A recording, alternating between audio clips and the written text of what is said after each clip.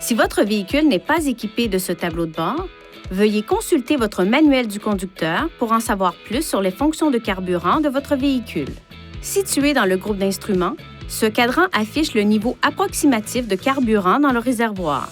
Ce message s'affiche lorsque le niveau de carburant est bas. Refaites le plein dès que possible. Vous remarquerez une flèche à côté de l'icône de pompe à carburant qui indique de quel côté de votre véhicule se situe la trappe du réservoir de carburant. Un levier avec une encoche se trouve sur le côté gauche inférieur du tableau de bord.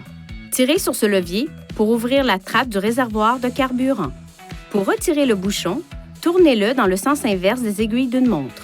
Mettez le bouchon dans le support de la trappe du réservoir de carburant pendant que vous faites le plein. Ensuite, tournez le bouchon dans le sens des aiguilles d'une montre jusqu'à entendre un déclic, indiquant que le bouchon est verrouillé. Fermez ensuite la trappe du réservoir de carburant. Si vous ne serrez pas correctement le bouchon du réservoir de carburant, le message d'avertissement de bouchon de réservoir de carburant mal vissé peut s'afficher. Si cela devait se produire, sortez du véhicule et réinsérez le bouchon du réservoir de carburant bien droit dans le tuyau de remplissage de carburant. Tournez le bouchon du réservoir de carburant dans le sens des aiguilles d'une montre et serrez-le jusqu'à entendre un déclic.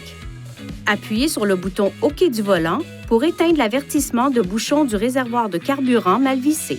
Si le bouchon n'est pas bien serré après l'affichage de l'avertissement, le témoin d'anomalie pourrait s'allumer. Si vous avez pris les mesures adéquates et que le témoin ne s'éteint pas, nous vous recommandons de vous rendre chez un concessionnaire Nissan. Veuillez consulter le manuel du conducteur pour obtenir des renseignements importants concernant la sécurité et les limites du système, et pour en savoir davantage au sujet de son utilisation et de ses caractéristiques.